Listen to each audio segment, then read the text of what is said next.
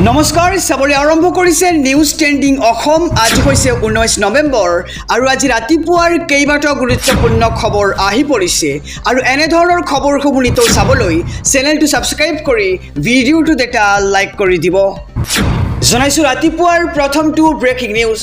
ষড়যন্ত্ৰ কৰি জুবিন গাৰ্গক মদ খোৱা হৈছিল আৰু ষড়যন্ত্ৰকাৰীৰ টাৰ্গেট আছিল জুবিনৰ ধন সম্পত্তি এক ডাঙৰ খবৰ জনাইছো সমগ্ৰ ৰাজ্যবাসীক জুবিন গাৰ্গে মদ বেয়াহে পাইছিল মদ জুবিন গাৰ্গৰ পৰিচয় কেতিয়াও হ'ব নোৱাৰে আৰু নহয় ষড়যন্ত্ৰ কৰি জুবিন গাৰ্গক মদ খোৱা হৈছিল আৰু কোনে ষড়যন্ত্ৰ কৰিছিল জুবিন গাৰ্গৰ বিৰুদ্ধে তাকলৈ প্ৰশ্ন উত্থাপিত হৈছে আৰু টকা পইচা যাতে হস্তগত কৰিব পাৰে হে মদ খোৱা হৈছিল জুবিন গাৰ্গক আৰু এসআইটি ৰিপৰ্টত ওলাব বহু বিস্ফোৰক তথ্য জুবিন গাৰ্গক ভাল পায় যদি ভাল কাম কৰক সকলোৱে এনেদৰে এতিয়া ৰাজ্য মুখ্যমন্ত্ৰী ডক্টৰ হিমন্ত বিশ্ব শৰ্মাই মন্তব্য কৰা পৰিলক্ষিত হৈছে নাহৰপুলি ৰোগ জুবিন গাৰ্গৰ নামত আৰু মন্তব্য ৰাজ্যৰ মুখ্যমন্ত্ৰী ডক্টৰ হিমন্ত বিশ্ব শৰ্মাৰ কৈছে যে জুবিন গাৰ্গে মদ বেয়া পাইছিল মদ জুবিন গাৰ্গৰ পৰিচয় কেতিয়াও হ'ব নোৱাৰে আৰু মদ জুবিন গাৰ্গৰ পৰিচয় নহয় ষড়যন্ত্ৰ কৰি জুবিন গাৰ্গক মদ খোৱা হৈছিল আৰু কোনে কৰিছিল এই ষড়যন্ত্ৰ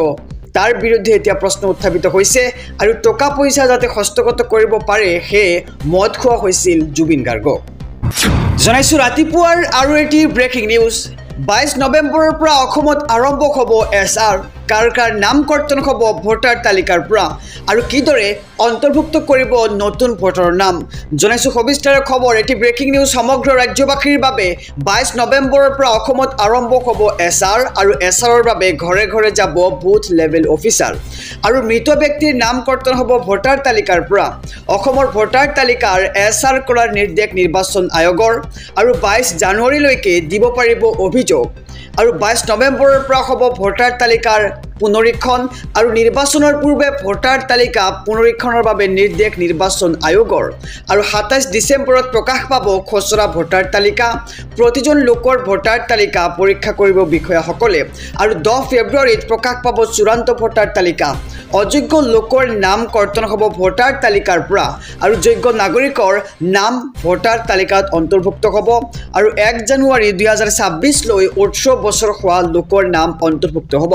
জনাইছো এটি বিশেষ খবৰ সমগ্ৰ ৰাজ্যবাসীৰ বাবে অসমলৈ কৰ্মসূত্ৰে অহা বহিৰাজ্যৰ লোকেও পাব ভোটাধিকাৰ আৰু 22 নৱেম্বৰৰ পৰা অসমত আৰম্ভ হ'ব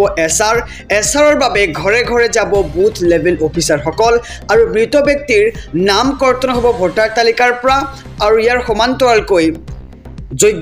যোগ্য ভোটাৰে অন্তৰ্ভুক্ত হ'ব ভোটাৰ তালিকাত আৰু অসমৰ ভোটাৰ তালিকাৰ এসআৰ কৰাৰ নিৰ্দেশ নিৰ্বাচন আয়োগৰ 22 জানুৱাৰীলৈকে দিব পাৰিব আপুনি অভিযোগ জনাইছো আৰু এটি ব্ৰেকিং নিউজ ৰাজনৈতিক প্ৰেক্ষাপটৰ এটি ডাঙৰ খবৰ 7 দিনৰ ডেডলাইন বিৰোধী গাঁওবুঢ়াৰ দৰে বহি থাকিলে নহব এক বিস্ফোৰক মন্তব্য শিৱসাগৰৰ বিধায়ক অখিল গগৈৰ এক ডাঙৰ খবৰ জনাইছো সমগ্ৰ ৰাজ্যবাসীক বিৰোধী গাঁওবুঢ়াৰ দৰে বহি থাকিলে নহব গাঁওবুঢ়াৰ দৰে থাকিলে বিজেপিক হৰুৱাটো কেতিয়াও সম্ভৱ হৈ নুঠে বুলি এক প্ৰকাৰ বিস্ফোৰক মন্তব্য শিৱসাগৰৰ বিধায়ক অখিল গগৈৰ আৰু বিৰোধী দলক 7 দিনৰ ডেডলাইন দিলে অখিল গগৈয়ে 7 দিনৰ ভিতৰত পৰিকল্পনা কৰাৰ আহ্বান অখিল গগৈৰ 24 ঘণ্টা কামত লাগিলেহে হাৰিব বিজেপি মন্তব্য অখিল গগৈৰ আৰু গৌৰৱ গগৈলৈ পত্ৰ প্ৰেৰণ অখিল গগৈৰ বিৰোধী সক্ৰিয় হ'ব লাগিব বুলি উল্লেখ কৰিছে এই পত্ৰখনত আৰু বিহাৰৰ ফলাফলৰ পাছতে বিস্ফোৰণ অখিল গগৈৰ এক ডাঙৰ খবৰ জনাইছো ৰাজ্যবাসীক বিৰোধী গাঁওবুঢ়াৰ দৰে বহি থাকিলে নহব গাঁওবুঢ়াৰ দৰে বহি থাকিলে বিজেপিক হৰুৱাটো অসম্ভৱ বুলি কৈছে অখিল গগৈয়ে আৰু বিৰোধী গাঁওবুঢ়াৰ দৰে বহি থাকিলে কেতিয়াও বিজেপিক হৰুৱাব নোৱাৰিব আৰু বিৰোধী দলক 7 দিনৰ ডেডলাইন দিলে অখিল গগৈয়ে 7 দিনৰ ভিতৰত পৰিকল্পনা কৰাৰ আহ্বান অখিল গগৈৰ আৰু 24 ঘণ্টা কামত লাগিলেহে হাৰিব বিজেপি আৰু গৌৰৱ গগৈলৈ এখন বিশেষ পত্ৰ অখিল গগৈৰ জনাইছো ৰাতিপুৱাৰ আৰু এটি ব্ৰেকিং নিউজ এগৰাকীতকৈ অধিক মহিলা বিয়া পাতিলে 7 বছৰ পৰ্যন্ত হ'ব জেল এই সন্দৰ্ভত কোৰ্টৰ হৈছে ৰাজ্যৰ মুখ্যমন্ত্ৰী ডক্টৰ হিমন্ত বিশ্ব শৰ্মা এক ডাঙৰ খবৰ জনাইছো সমগ্ৰ ৰাজ্যবাসীক বিপদত পৰিব ৰাজ্যৰ বহু স্বামী আৰু এগৰাকী পত্নী থকাৰ পাছতো দ্বিতীয় বিবাহ পাতিব নোৱাৰিব আৰু বিয়া পাতিলে হ'ব বিপদ আৰু ৰাজ্য চৰকাৰে তালিকা প্ৰস্তুত কৰি চলাব এক বৃহৎ অভিযান বহু বিবাহ সন্দৰ্ভত মুখ্যমন্ত্ৰী ডক্টৰ হিমন্ত বিশ্ব শৰ্মাৰ পুনৰ বিস্ফোৰণ দেখিবলৈ পোৱা গৈছে ৰাজ্যত বহু বিবাহ কৰোৱা কোনো লোক হাৰি যাব নোৱাৰিব নৱেম্বৰত আহিব বহু বিবাহ বিৰোধী এক বিশেষ আইন আৰু বহু বিবাহ কৰিলে হ'ব 7 বছৰ পৰ্যন্ত সশ্ৰম কাৰাদণ্ড আৰু বহু বিবাহক লৈ কোনো কম্প্ৰমাইজ নকৰে চৰকাৰে 25 নৱেম্বৰত বিধানসভাত দাখিল হ'ব বহু বিবাহ এক বিশেষ আইন আৰু বিপদত পৰিব ৰাজ্যৰ বহু স্বামী বিপদত পৰিব বহু বিবাহ কৰোৱাসকল আৰু এগৰাকী পত্নী থকাৰ পাছতো দ্বিতীয় বিবাহ পতাসকলৰ বিপদ নিশ্চিত ৰাজ্য চৰকাৰে তালিকা প্ৰস্তুত কৰি চলাব অভিযান জনাইছোঁ ৰাজনৈতিক প্ৰেক্ষাপটৰ এটি ডাঙৰ খবৰ এইবাৰ অসমলৈ আহি আছে আছাদুদ্দিন ওৱেইচি 2026ত সাম্প্ৰদায়িক কাৰ্ড হ'ব ওৱেইচিৰ AIMIM আৰু তেলেংগানা উত্তৰ প্ৰদেশ বিহাৰৰ পিছত এইবাৰ অসম বিহাৰত 5খন আসন লাভ কৰি আত্মবিশ্বাসী হৈ পৰিছে আছাদুদ্দিন ওৱেইচি আৰু অসমত সংখ্যালঘুৰ ত্ৰাণকৰ্তা হ'বলৈ আহি আছে ওৱেইচি আৰু ব্ৰেণ্ড আজমলৰ পিছত এইবাৰ অসমত চলিব ব্ৰেণ্ড ওৱেইচি অসমলৈ এইবাৰ আহি আছে আছাদুদ্দিন ওৱেইচি আৰু 26ত সাম্প্ৰদায়িক কাৰ্ড হ'বলৈ ওৱেইচিৰ AIMIM আৰু তেলেংগানা উত্তৰ প্ৰদেশ বিহাৰৰ পিছত এইবাৰ অসম বিহাৰত 5খন আসন লাভ কৰিয়েই আত্মবিশ্বাসী হৈ পৰিছে আছাদুদ্দিন ওৱেইচি ছিংগাপুৰত জুবিন গাৰ্গৰ ঘটনাৰ তদন্তৰ বাধা আঁতৰিল 10 ডিচেম্বৰৰ পূৰ্বেই দাখিল কৰা হ'ব চাৰ্জশ্বীট আৰু ৰাজ্যৰ মুখ্যমন্ত্ৰী ডক্টৰ হিমন্ত বিশ্ব শৰ্মাই কৰিলে এই ডাঙৰ ঘোষণা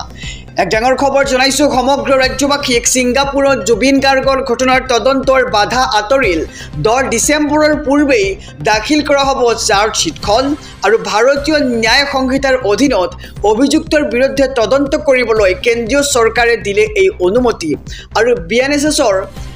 208 নং ধাৰা অনুসৰি বহিৰাষ্ট্ৰত অপৰাধ হ'লে তদন্তৰ বাবে ল'ব লাগে অনুমোদন আৰু দেশৰ বাহিৰত অপৰাধ সংঘটিত হ'লে ন্যায়িক প্ৰক্ৰিয়াৰ বাবে চৰকাৰে ল'ব লাগে আগতীয়া অনুমোদন আৰু কেন্দ্ৰীয় চৰকাৰে অনুমোদন দিয়াৰ পিছতহে আদালতে গোচৰটো ল'ব পাৰে আৰু 10 ডিচেম্বৰৰ পূৰ্বে চাৰ্জশ্বীট দাখিল কৰিবলৈ এতিয়া সাজু হৈছে চৰকাৰ সামাজিক মাধ্যমযোগে ঘোষণা কৰিছে ৰাজ্যৰ মুখ্যমন্ত্ৰী ডক্টৰ হিমন্ত বিশ্ব শৰ্মাই আৰু ছিংগাপুৰত জুবিন গাৰ্গৰ ঘটনাৰ তদন্তৰ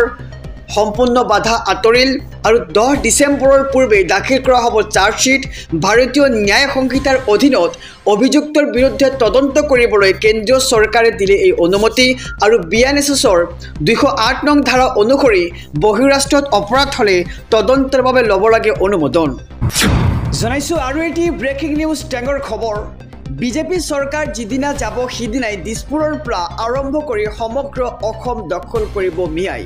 এক প্ৰকাৰ বিস্ফোৰক মন্তব্য আগবঢ়াইছে মিয়াসকলৰ বিৰুদ্ধে ৰাজ্যৰ মুখ্যমন্ত্ৰী ডক্টৰ হিমন্ত বিশ্ব শৰ্মাই জনাইছোঁ খবৰ এক ডাঙৰ খবৰ যিদিনাৰ পৰাই অসমত বিজেপি নাথাকিব দিছপুৰৰ পৰা আৰম্ভ কৰি গোটেই অসমখন মিয়াই দখল কৰি ল'ব আৰু যিসকল অসমীয়াই বিজেপিৰ বিৰোধিতা কৰিছে বিজেপি চৰকাৰ গ'লেই অনুতপ্ত হ'ব সেই লোকসকল আৰু মিয়াসকল আপোনাৰ মোৰ দৰে মানুহ নহয় বুলি কৈছে মুখ্যমন্ত্ৰীগৰাকীয়ে আৰু 40% আগ্ৰাহী মানুহ আৰু ফেচবুকত এইসকলে যিদৰে বেয়া কথা কয় বেয়া মন্তব্য কৰে বিজেপি নাথাকিলে ক'ত যাবগৈ চিন্তা কৰক অসমবাসী ৰাইজে এনেদৰে এতিয়া মুখ্যমন্ত্ৰীগৰাকীয়ে মন্তব্য কৰিছে সংবাদ মাধ্যমৰ আগত আৰু এইসকলৰ বেছিভাগেই হৈছে উদন্ত আৰু এইসকলৰ অভদ্ৰামীৰ সীমা নাই বুলি কৈছে মুখ্যমন্ত্ৰীগৰাকীয়ে আৰু অসমত অসমীয়াসকল একত্ৰিত হ'ব লাগিব তিনি গগৈৰ সমৰ্থক অসমীয়াৰ সমৰ্থক নহয় আৰু তিনি গগৈ মিয়াৰ সমৰ্থকহে কংগ্ৰেছ আহিলেই অসমত মিয়াৰ আগ্ৰাসন বৃদ্ধি পাব আৰু বিজেপি চৰকাৰ অবিহনে অসমৰ ভৱিষ্যত কেনে হ'ব মুখ্যমন্ত্ৰীয়ে আগবঢ়ালে ভৱিষ্যতবাণী আৰু যিদিনাৰ পৰাই অসমত বিজেপি নাথাকিব দিছপুৰৰ পৰা আৰম্ভ কৰি গোটেই অসমখন মিয়াই দখল কৰি ল'ব বুলি বিস্ফোৰক মন্তব্য ৰাজ্যৰ মুখ্যমন্ত্ৰী ডক্টৰ হিমন্ত বিশ্ব শৰ্মাৰ